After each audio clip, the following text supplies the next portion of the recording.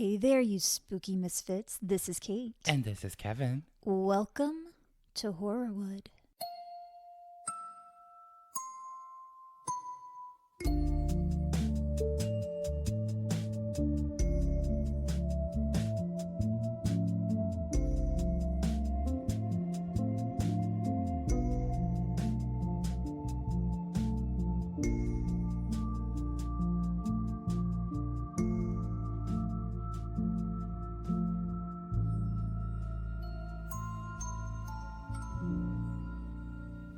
Love that. Spooky misfits. I'm so glad it's spooky season. We have a new spooky misfit murderino, Woo! Which is exciting. Beth Monroe, this is your shout out. Welcome, Beth Monroe. Thank you so much for signing up on our Patreon. We appreciate it. We love you. We welcome you. Yeah. You're amazing. We need the support and we love you for it. So thank Yay. you. I am not doing the case that I told you I was going to do. That's okay. Because that's going to be like a little bit more involved than what I expected. Okay. But I did find something spooky to go with the vibes right now. Spooky vibes. I'm all about it. October's already going too fast. I know. It's crazy. Ridiculous. Oh, at the top, before we get started, can I give a quick movie recommendation? As though the 19 you mentioned on Shut last up. week's episode weren't enough. Sure, knock yourself out. I stand by this. I'm telling you now, this would have made my list had I seen it like last week. Okay. It's called VHS Halloween. Oh, I've heard of this. It's on Shudder. It is in the franchise of the VHS tapes, which are found footage, little like kind of vignettes. They're kind of fleshed out stories. They're just short stories. And there's about 5 of them with always like a strange sort of interwoven story around the tapes. This was my favorite. Okay. Out of all of them. Wow. I loved it. Strong praise. Crazy. Well, it's very divisive because online on all the horror forums I'm on, like on Reddit and on Facebook, people are tearing it to shreds. Oh. And saying that it's the worst thing they've ever seen. It's the worst movie they've ever seen. And I am not like a Karen Facebook poster who will just go on and be like, nah. Sure. But I would hope that you're not like that. But in this instance, like, oh, you got heated. I got heated, but I didn't write something mean. I wrote like a very kind sort of, I really love this movie. And I know people are hating it, but I want to hear what you liked about it, in a nice way. And did anyone respond to what they liked? Like 50 people liked it. There were a bunch of comments. Nice. Only 2 or 3 were mean. But well, fuck those people. Well, I don't care. I was like, if you can't sit down and think about what you liked about a movie and give it a critique rather than saying like, I fucking hated it, then your opinion is kind of like below par to me. I had a dance teacher in high school who said something that has stuck with me for life. Ooh. She said, and maybe she was quoting someone else, I'm not sure, but she said, opinions are like assholes. Everyone has them and they all stink. Ew. And I love it. It's so true. Yeah. It's so true. So I think about that all the time.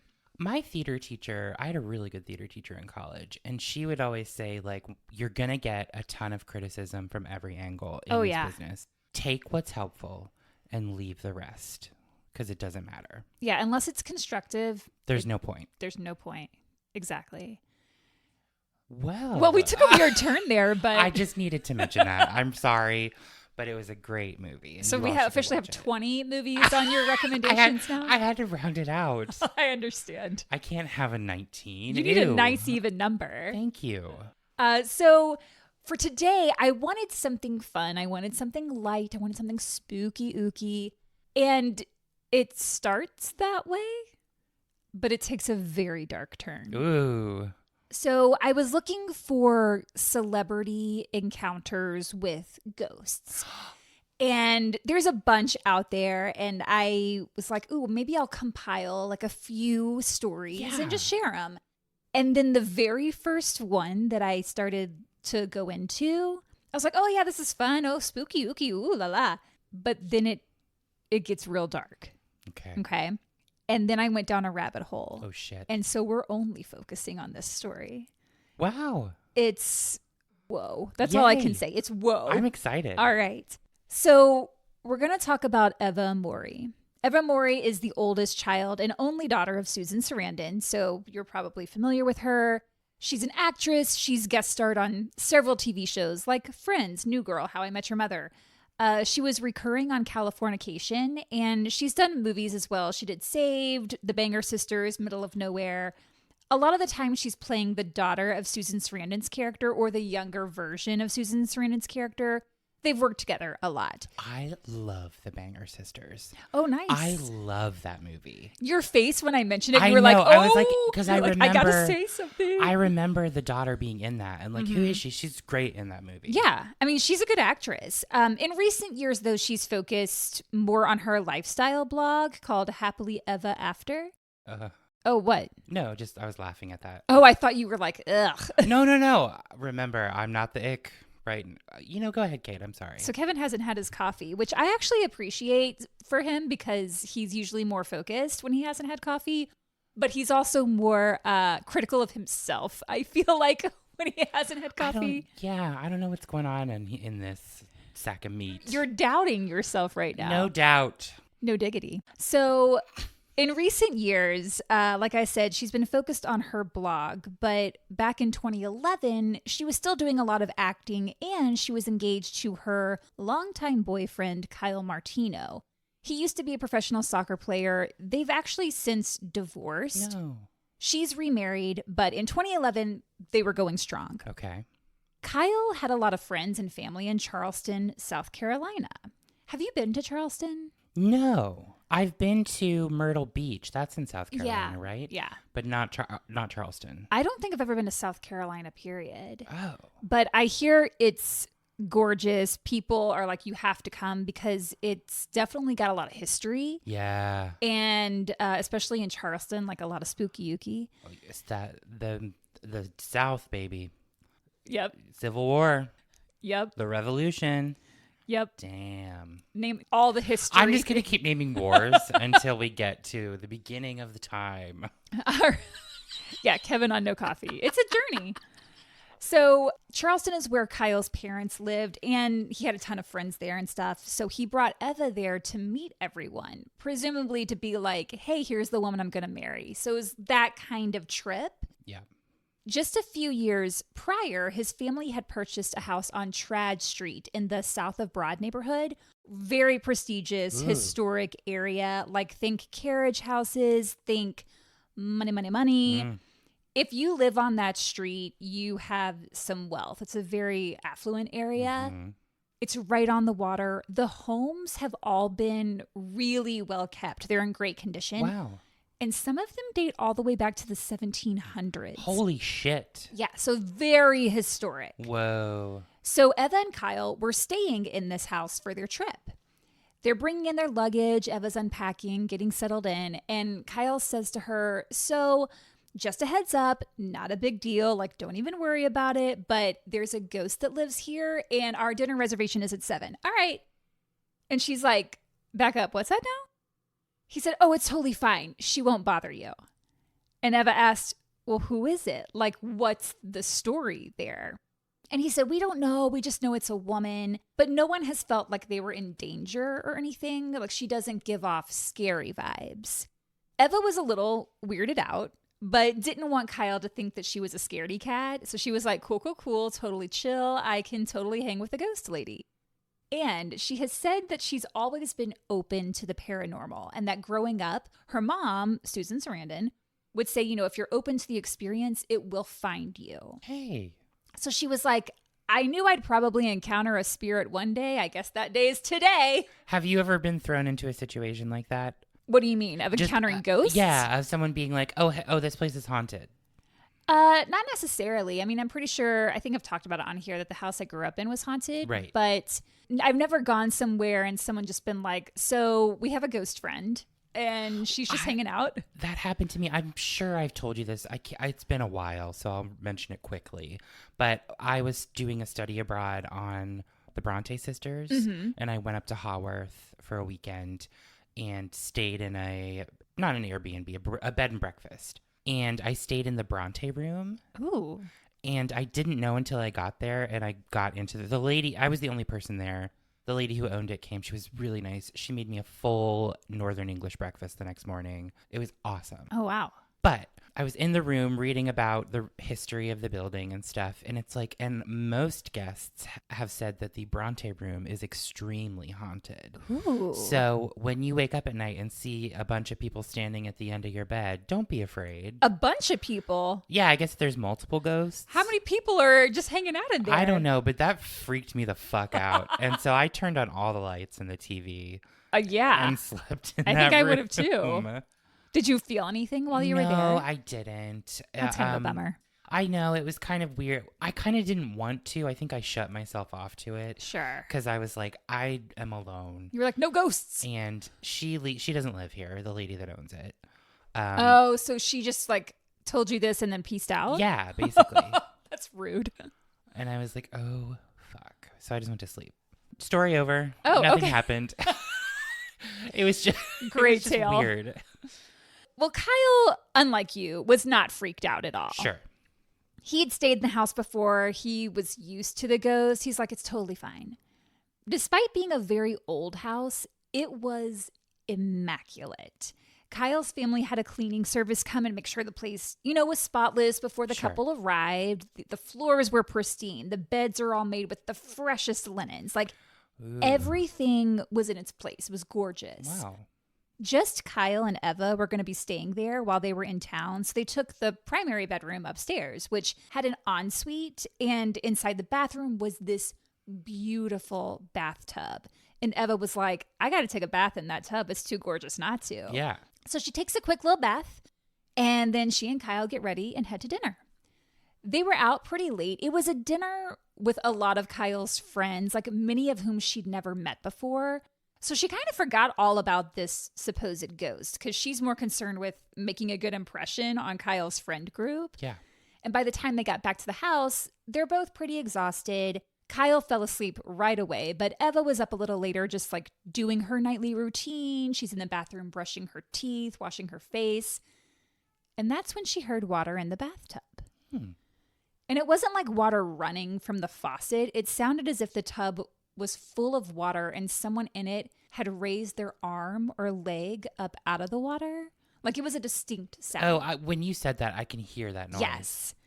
So Eva's like, shit, did I forget to drain the tub after my bath earlier? Mm-hmm. And she walks over to it, but it was empty.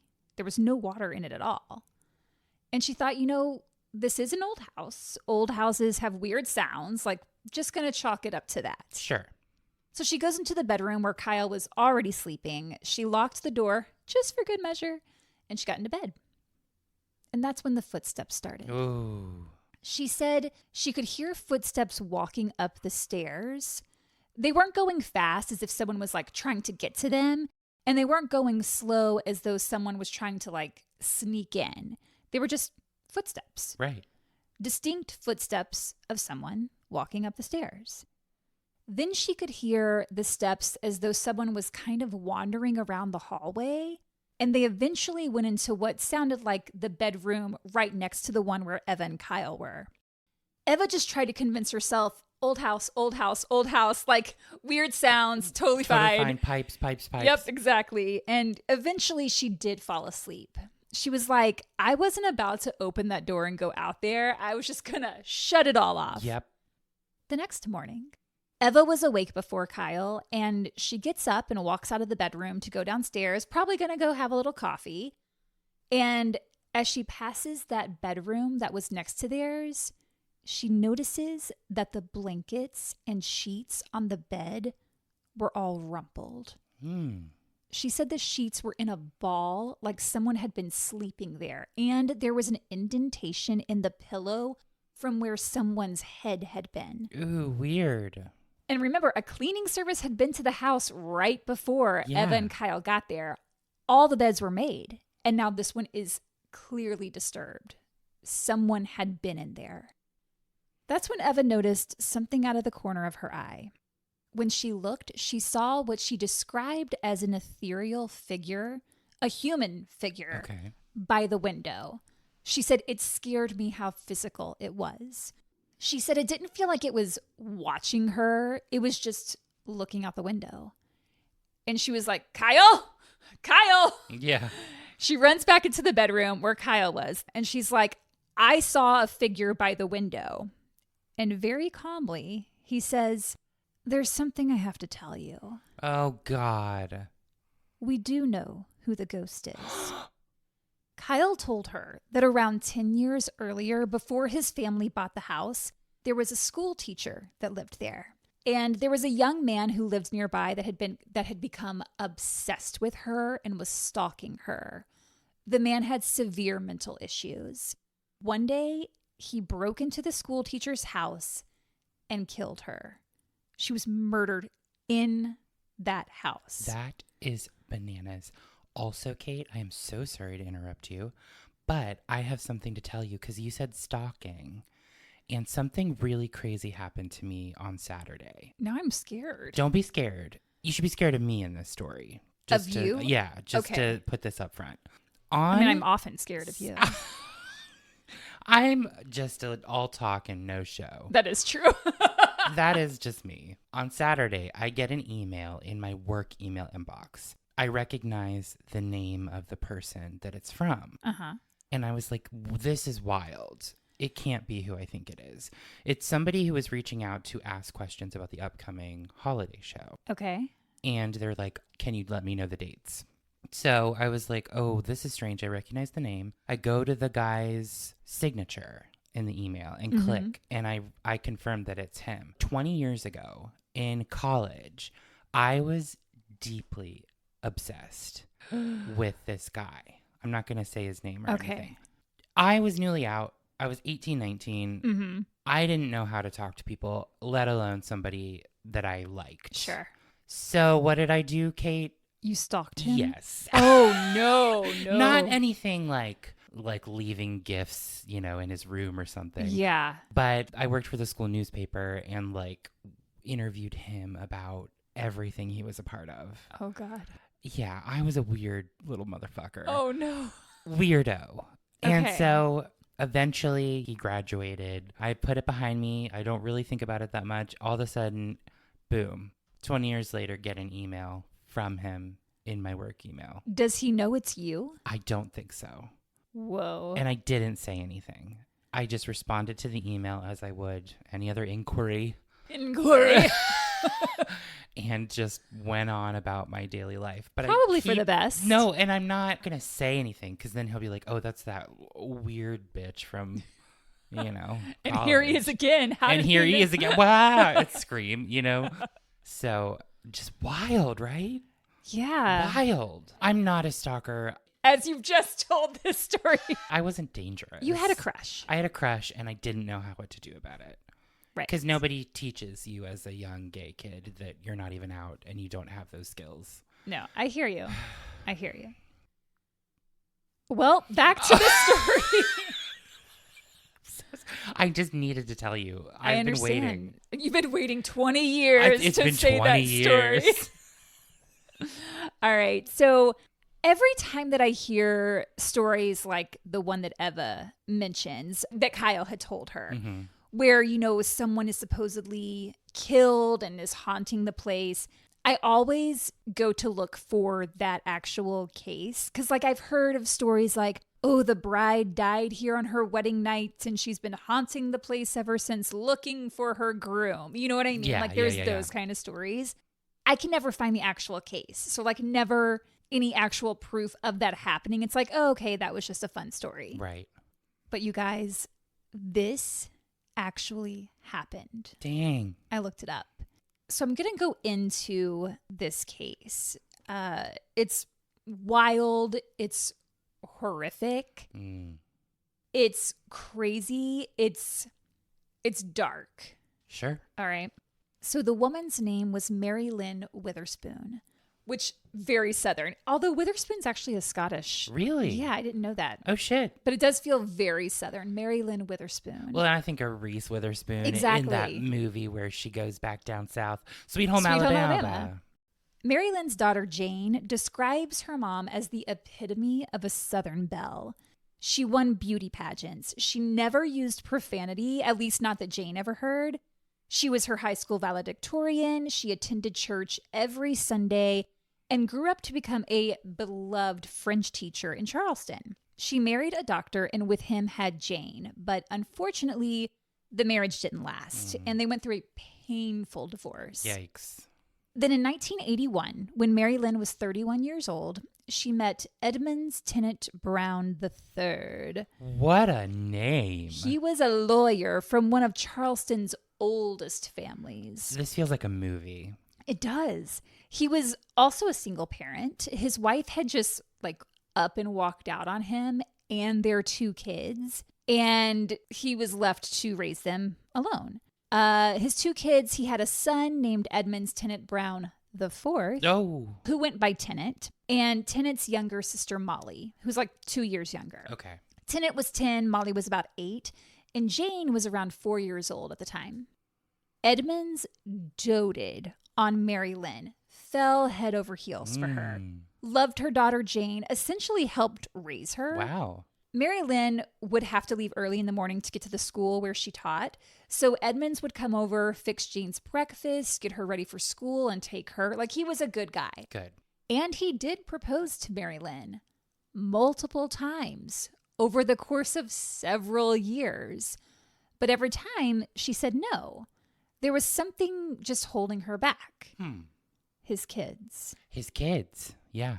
Molly, Edmund's daughter, didn't like Jane, Mary Lynn's daughter. Right. It sounds like she was a little jealous that Jane was getting so much of her dad's attention. That's tough because your mom walks out on you, your dad meets another woman, and then suddenly he's spending a lot of time with her kid. So I can see why 100%. She's struggling. Even as the years passed, the relationship between Molly and Jane never got any better, unfortunately. Tennant, Edmund's son, was another story altogether. Jackie, Mary Lynn's sister. I know that I'm throwing a lot of names at you right now. No, I'm keeping up mentally with who we're talking about. So Jackie, Mary Lynn's sister, said of Tennant, quote, he wanted to be sweet. He wanted to be kind. He wanted people to love him. And Jane said he was just kind of a social misfit. Nothing wrong with being a misfit. Yeah, we're all misfits around here. But more than being socially awkward, Mary Lynn knew that something was off with Tennant. Her teacher's spidey senses were up. Yeah. And they were telling her that he was troubled. There was just something going on underneath. Still, she was kind to him. And her sister Jackie said she was probably the only person that was kind to him. It sounds like even Edmonds, the dad, grew closer to Jane than he was to his own children. And kids can sense that. Yeah, they are not, in the dark about those things. Not at all. And Jane being quite a bit younger, she's the baby of this family that they've got happening. Yeah. And I think he just kind of gave a lot of attention to her. It sounds like Tennant was one of those guys who's putting on airs to sort of mask something a little darker, maybe? Tennant the son? Yeah. No. Well, So Edmonds is the man dating Mary Lynn. Shit, I'm sorry. No worries. Edmonds is what I meant. Got you. Edmonds was a good guy. He was good. Yeah. Okay. He fell head over heels for Mary Lynn, loved her kid, loved her. And Mary Lynn just felt there was something off about his children. Specifically his son. His son, Tennant. Molly and Jane didn't get along. Right. Because Molly was jealous. Yes. With Tennant, it was something different. Something just was not quite right. What's his age around this time? Tennant was 10. 10. Mm-hmm. Thank you for repeating. I just wanted to lay out all the facts. No worries. So Mary Lynn and Edmonds were together for several years. Mm-hmm. Like I said, he was proposing left, right, center. She kept saying no. Yes. And ultimately, she ended the relationship in 1988. She knew that if she took things to the next level with him, it probably wasn't going to be a great situation for her and Jane. She could just feel the families didn't fit. Even though, she and Edmonds were good, the kids were clashing. You have to look at all the dynamics in that Exactly. situation. Also, for some reason, when you said 1988, I was somehow thinking this was like late 1800s. Like we were down 'cause of south with Charleston. like Charleston. Everybody's wearing skirts and those little umbrellas. No, pretty recent 80s. compared to that. My bad. Let me reframe everything I'm thinking. There you go. So even after the breakup, Mm-hmm. Tennant, the son, who was now in his late teens, wasn't quite ready for Mary Lynn to be out of his life. So he would just randomly show up at her house some days, or she'd see him riding his bike past her house. And she was always kind. Like she would say, "Hi, how's everything going?" But she always had her guard up. Yep. She was uncomfortable that he just always seemed to be around. And she's not dating his dad anymore. And he always seemed to know where she was. She and Jane moved to the nearby town of Mount Pleasant just temporarily, and Tennant randomly showed up there.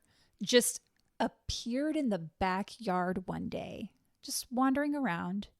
Can you imagine, like, you've moved with your kid and this other guy's kid shows up in your backyard? Yes, I can absolutely imagine that, Kate, because I've been Tennant.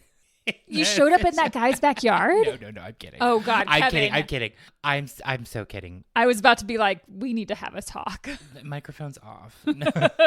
Let's take a break. So yeah, he just happens to know that 1, they moved, knows where they moved to, and 3, has just decided to show up there. That's wild. Yeah. That's not good. Mary Lynn would never invite him in when he would show up. Like, she wanted him to know it wasn't okay for him to be following her around, but she never called the cops because she was conflicted. Like, she'd known him since he was a kid. She was like, let's not escalate things by involving the cops. Like, Right. I could talk to this kid. He seems harmless. He just seems like maybe he's got some mental stuff going on. Sure. And it wasn't the first time that a kid or a young person had what seemed like a crush on her, because even some of her students would write her love letters. Aw. Her daughter Jane said anywhere she went, if she was driving in a car or walking down the street, she had admirers of all ages. And she is stunning. I Stunningly mean, that is gorgeous. something that is always mentioned when she's described. Pageant winner, like, Okay. very kind, so just like has that warm energy, you know, that draws people in. And yeah, people couldn't resist that. Then in 1989, she went to visit her mom, who lived hours away from Charleston. I'm not sure what specific town. Okay. Before leaving her mom's place to return back home, she and her mom went for a walk. And when they got back to her mom's house, they could tell someone had broken in. Oh, God. But they looked around and nothing seemed to have been taken. It was like someone busted in the door, walked around, and left, which is creepy. That's scary. And didn't take anything? Yeah, Ugh. weird. So the 2 women were like, well, that's freaky, but it seemed like things were okay. They didn't feel her mom was in any imminent danger. Okay. So Mary Lynn grabbed her suitcase, which she'd already packed before they went on their walk because she was, getting ready to head out. And she returned home, and she was living in Charleston again by this time. So she goes inside her house in Charleston, opens her suitcase to unpack, and her clothes and makeup were missing. Oh, no. She calls her mom and tells her what happened, and her mom's like, this had to have been Tennant. Yeah. So Mary Lynn's mom called Tennant and said, I know you broke into my house and took things out of Mary Lynn's suitcase. You need to give them back. So sure enough, Mary Lynn goes outside one day to find in her carport a bag with her clothes and makeup. Yikes.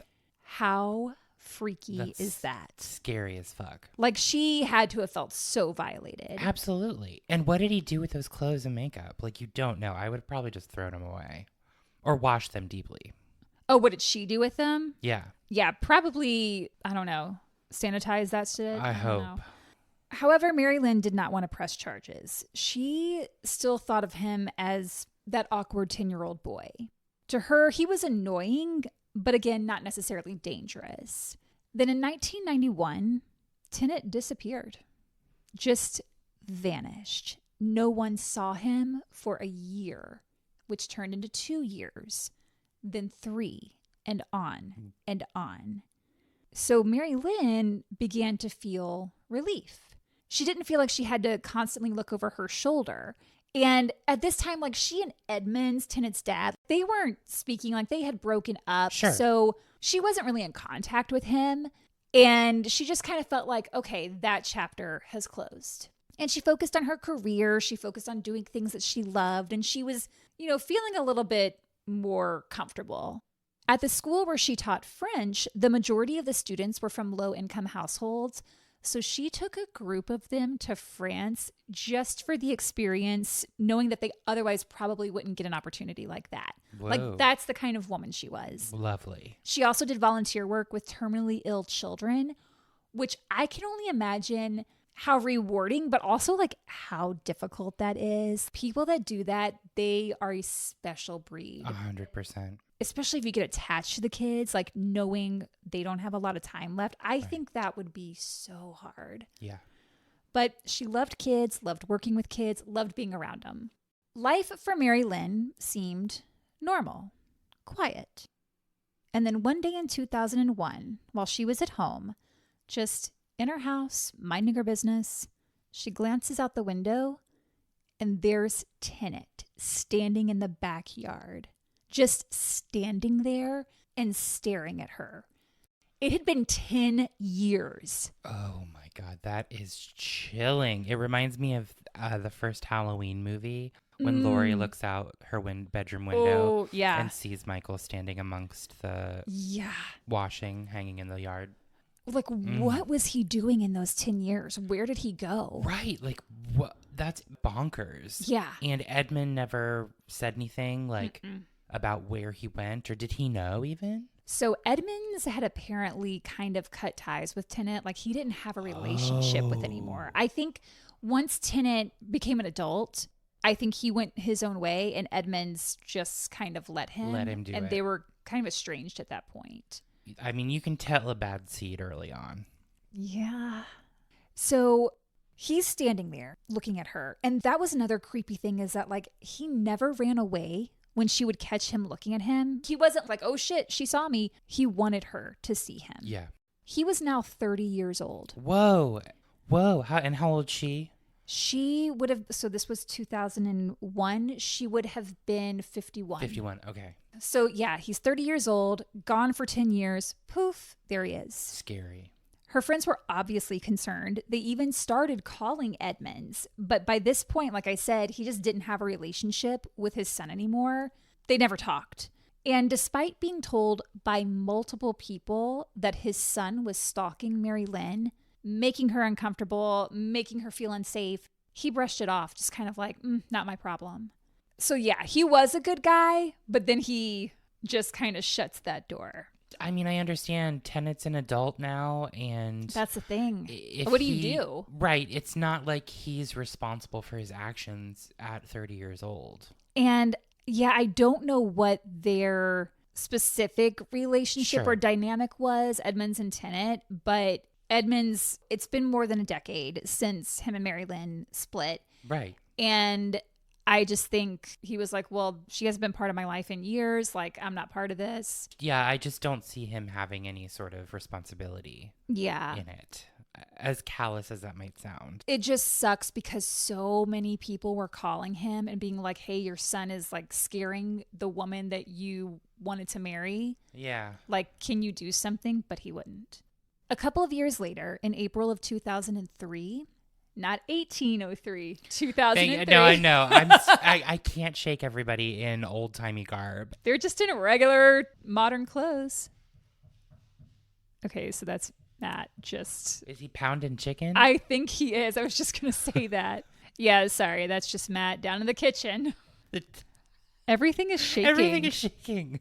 You know what? That's where we are. We are in my home. This is my office / podcast headquarters / our guest room / my workout room. So it's a multi-purpose building. This is a multi-purpose space. You're going to hear different things at different times. Exactly. Not a ghost. It's just my boyfriend. That sounds like a good title of a book. All right. So as I was saying before the chicken pounding, A couple of years later, in April of 2003, she was at home doing laundry, and she had to go outside to get to her laundry room. It was in a separate section of the property, which I think is pretty common for those houses there.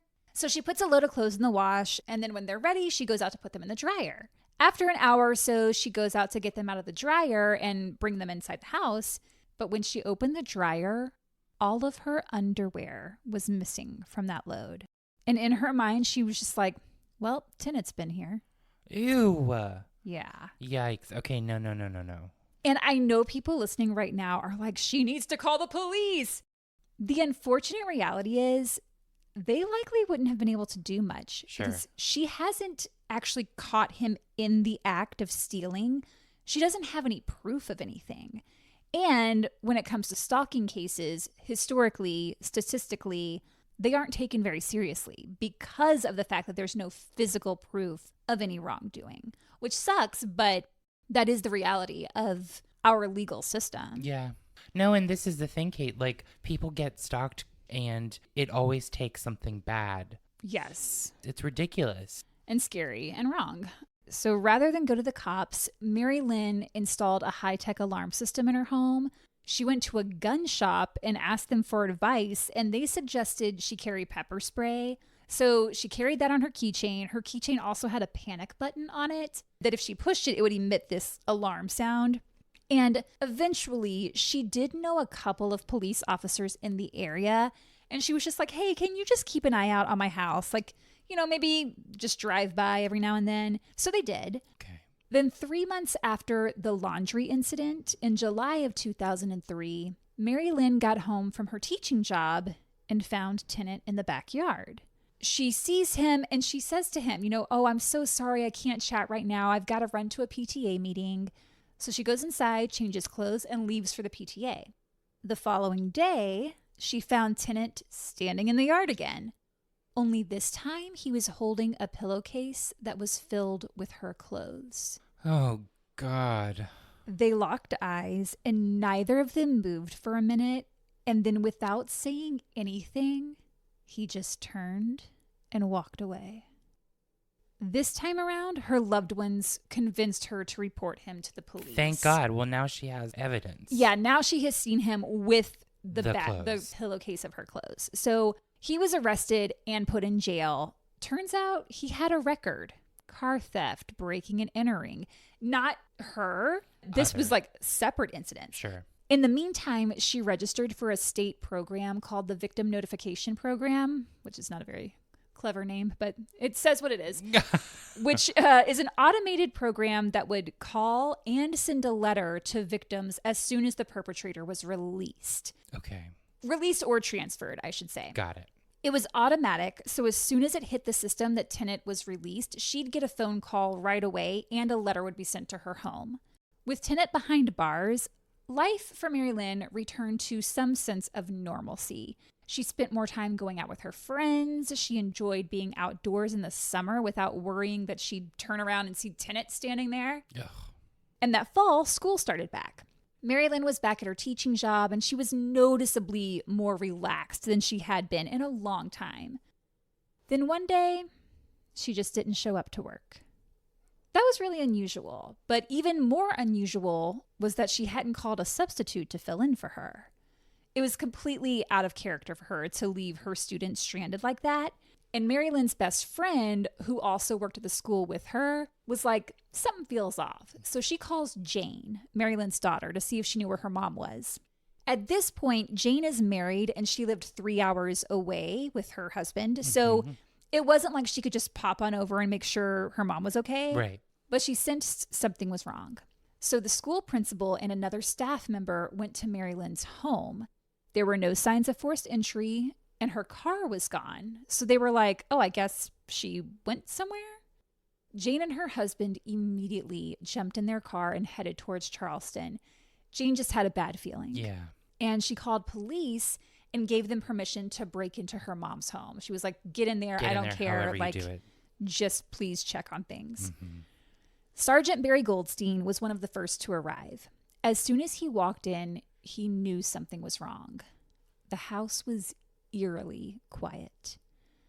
On the floor of the entryway, so like right as you walk into the house, were her shoes, an apple, and her watch. In the kitchen was a plate with some eggs on it. As he and the other officers made their way upstairs, they first reached a room that was used as a sitting room, and it was obvious that someone had been in there. All the drawers and the closets had been rummaged through. Her stuff was all over the floor. It was a mess. Was she like flinging stuff, like trying to find something in a hurry, or had someone else been looking for something? Eventually, they made their way into the primary bathroom, and that's where they discovered Mary Lynn. Trigger warning for essay. Oh, shit. Mary Lynn was naked. Her feet and hands were bound with tape. There was a knife lying on the floor nearby, and she had been raped and strangled. And her body was in the bathtub. Remember, Eva Amurri heard water in the bathtub when she was in there getting ready for bed. Yep. Imagine being Eva finding this out after you had taken a bath in that tub. Oh my God. I can't even. Yikes.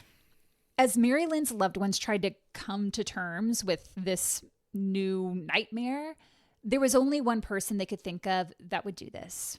Tenant Brown. Yeah. But he was in jail, remember? Oh, shit. So who could have done this? Among the items found in Mary Lynn's home was the purse of a female neighbor. So officers are like, wait, is there another victim? They were able to locate that neighbor, and she said, yeah, I heard some noise around midnight last night, and when I went out to my laundry room this morning, my purse was missing. So again with the laundry room. Weird. Jane felt only one person could have done this to her mom, so she told officers, you need to check and tell me if Tenant Brown is still behind bars. And when they looked into it, they told her, no, he was released earlier this week. Mary Lynn had not been notified of his release, despite signing up on that notification system. Yeah. It was, like I said before, it was an automated system. And since it wasn't a human calling, there was no way for the system to know if the call had actually gone through. If Mary Lynn had answered the phone when it rang, did it just come up as spam? Sure. And if she did get the message, it would have been the wrong information because it was incorrect in the system. The notification system that tried contacting her stated that Tenant had been transferred to the South Carolina Department of Corrections, which wasn't the case. He'd been released. He was released, and even if she got it, it would be the wrong message. Exactly. So she wouldn't have her guard up because... Exactly. I mean, she very well could have checked her voicemail and heard he was transferred and just not think much of it because, okay, well, he's still behind bars. Right. And like I said, that system was also supposed to send a letter. The letter arrived after Mary Lynn was already dead. And it had the wrong information anyway because it also stated that he had been transferred. Right away, the cops that discovered Tenant had been released made flyers with his photo and gave them to the cops that were back at the crime scene. Like, hey, if you see this guy, he's a person of interest. And this is on the day that they have found Mary Lynn. And the officers at the crime scene were like, this guy? Well, this guy's been walking around here all day. Tenant had been watching everything unfold. He watched the cops show up. He watched as her loved ones gathered at the house. He kept trying to look at the windows to get a peek at what they were doing inside. Sergeant Goldstein was like, oh, he'll be back tonight then. This guy can't stay away. So he sent the CSI team home and made it look like the house was abandoned. But nearby, he and a small group of officers were waiting for him. Sure enough, within 20 minutes, here comes Tenant. Oh. Sergeant Goldstein stopped him and just began chatting with him for a bit. Sure. He was like, hey, man, what's your name? And Tenant says, Tenant Brown. And the guy's like, cool. What are you carrying there? He's like, oh, just some keys. And Goldstein's like, oh, yeah, can I see those? Keys that had pepper spray and a panic button on them. So Sergeant Goldstein's like, you know, I just need to check these for a second. Tenant is like, sure, no problem. Goldstein takes the keys, walks up to Mary Lynn's front door, puts a key in, unlocks it. Oh, my God. So they took Tenant down to the police station. Yes. Where they asked for his ID. And the officers are looking at it and they're like, huh, that's odd. The address on his license is Mary Lynn's address. Guys, this is about to get so fucking weird. What?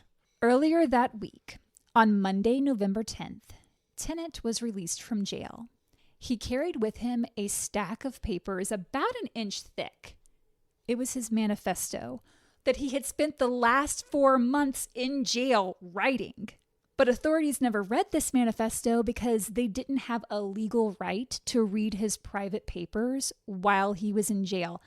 I didn't know that was a thing. I didn't know either, because once somebody starts writing a manifesto, you better start worrying. Right? I feel like I'd be like, that guy sure is asking for a lot of paper. Like, what's he need it for? What? And knowing that he was released like 4 or 5 days before the murder, like all that time, nothing is done. Crazy. His manifesto included his grandmother's pudding recipe, along with a detailed description of how he planned to kill Mary Lynn Witherspoon. What? So I need to commit this murder. I'm going to make this pudding. What? And he's just holding this stack of papers as he's leaving jail. He's got it with him. Like, they see him. They're like, you're free to go, dude. He's like, cool, thanks. And he just waves his stack of papers. His whole murder plan. Oh, my God. Do you think he included the pudding recipe if anyone were to look? I doubt it. I think this guy that was just on his mind. He's like, I better write this down before I forget. His release was based on the condition that he attend counseling, take medication, and be supervised. Because during a 2002 incarceration unrelated to Mary Lynn, he had been diagnosed with bipolar disorder and was later identified as having gender dysphoria, which is defined as having a sense that one's gender is different than the sex they were assigned at birth. Mm-hmm. At the time of his release, he spoke with a mental health counselor. She said, okay, great, you're free to go. Just come back on Wednesday for your next appointment. But he did not show up for that appointment. So that would have been Wednesday the 12th, which that right there, that should have put out like an APB. Like, the guy just got out of jail. He has a record. He failed to show up for his mental health counseling, but nothing was done. So on Friday morning, November 14th, he showed up at Maryland's doorstep. And this is how police believe things unfolded. Okay. He either knocked and she opened the door, or she opened the door to leave for work, and there he was, because there was no broken glass or sign of forced entry.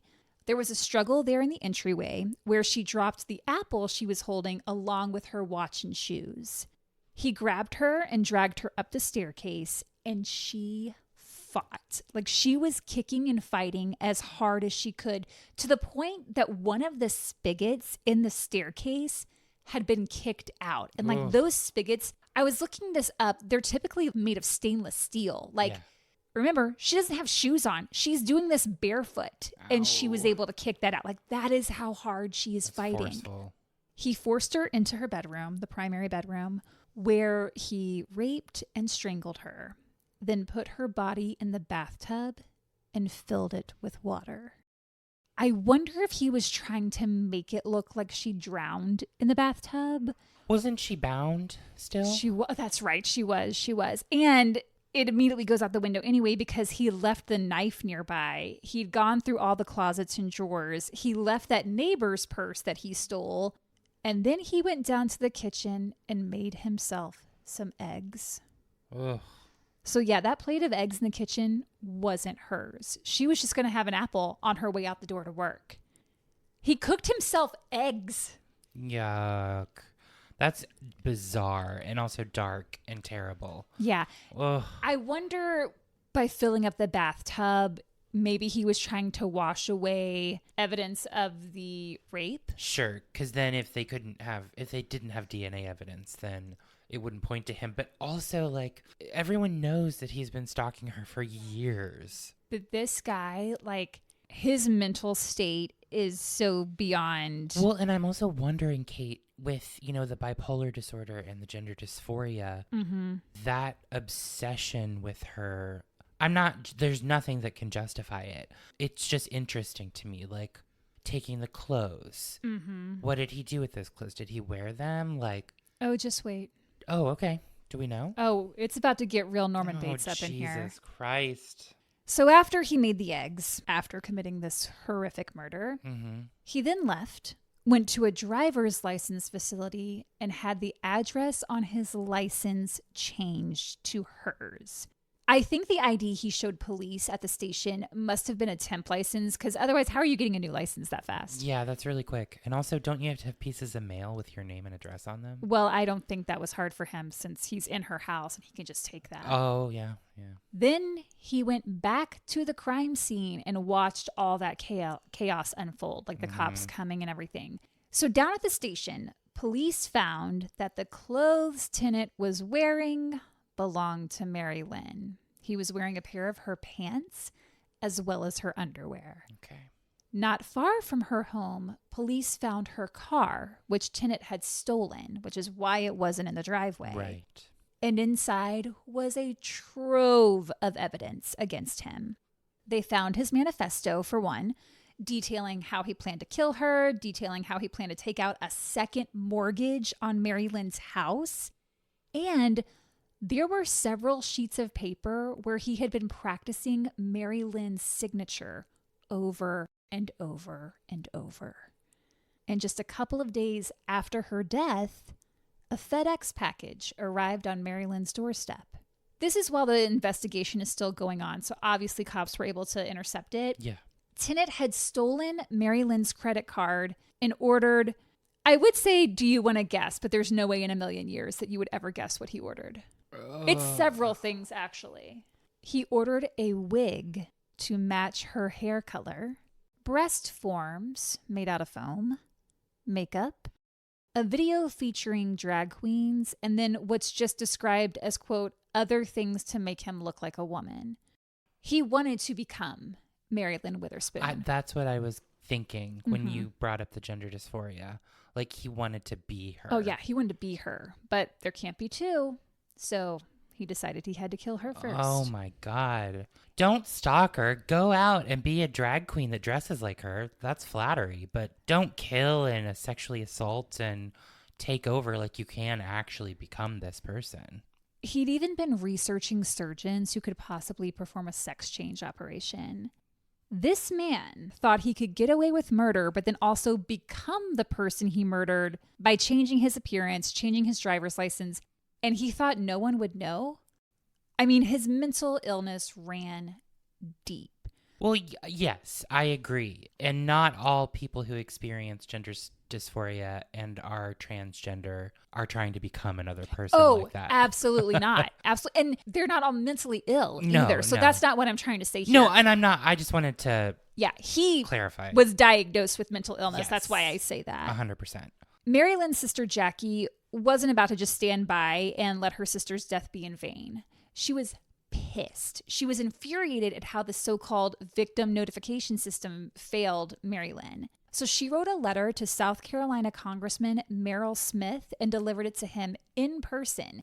And she stood there and made sure he read the letter. She told him the law must be changed and authorities need to be doing more to protect victims. Yeah.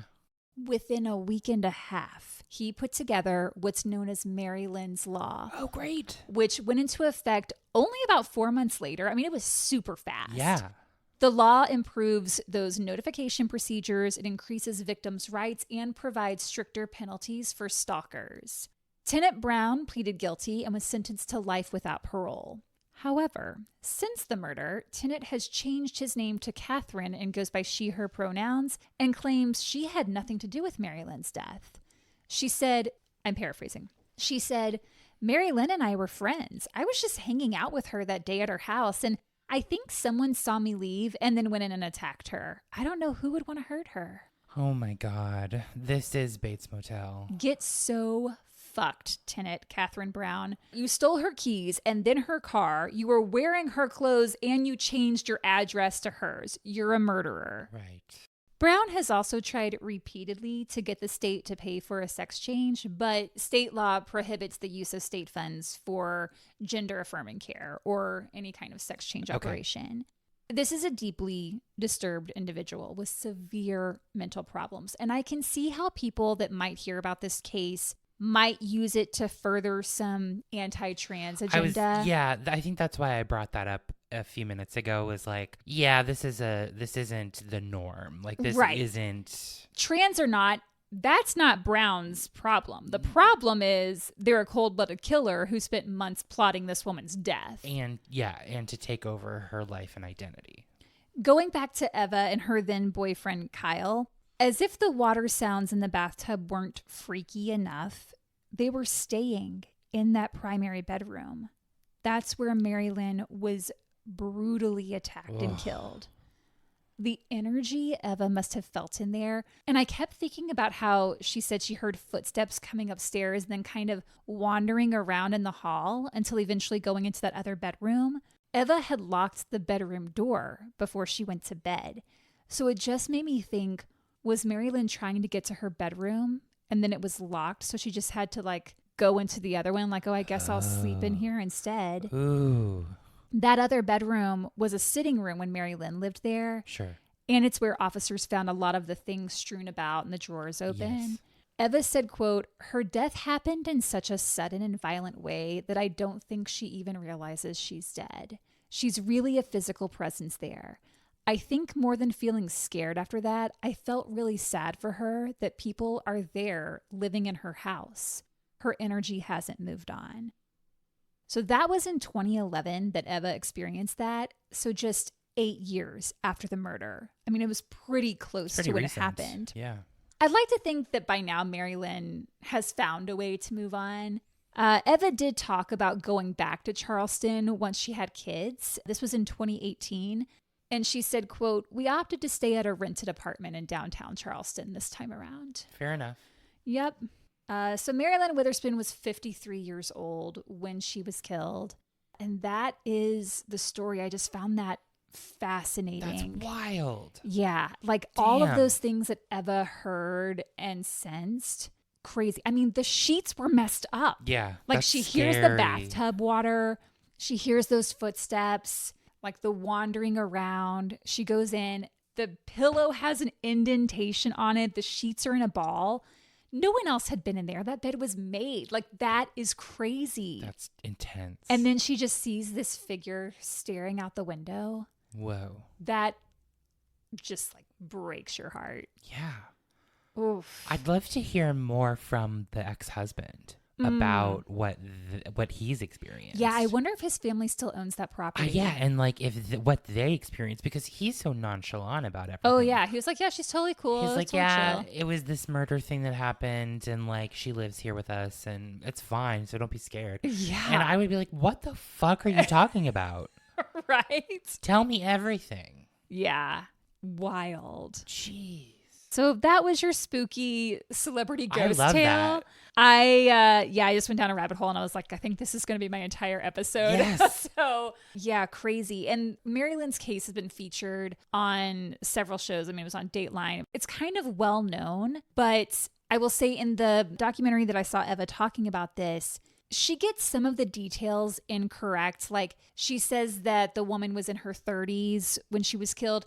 Mary Lynn was in her 30s when the stalking started, but was 53 when she was killed. I mean, so it's small things like that, but everything else. I mean, Eva's like, yeah, she was a school teacher. This guy was stalking her. As soon as he got out of jail, he came to her house and broke in and killed. Like everything else is basically what happened. And she was like, yeah, it's just crazy that like I was picking up on those details without knowing what that story was. Yeah. Huh. Bizarre. That's your spooky tale today. I love that, Kate. Great job. Hopefully Mary Lynn has moved on. And yeah, don't do stalking. Yeah, I feel bad now. Like, I think what I did was not like fully stalking. It was just puppy love, crush, follow. I'm going to stop talking. I'm going to stop talking. I'm going to start and then I'm going to stop. We hope that you have a great week and hope you're having a good spooky season. Don't do stalking, don't do murder, but do leave your comments on Instagram, Facebook, YouTube, or Spotify at Horrorwood Podcast. I said that really fast. Or you could send us an email at horrorwoodpodcast@gmail.com. Or you could be like Beth Monroe, our newest subscriber, and pop on over to Patreon at patreon.com/horrorwoodpodcast. Whoop whoop.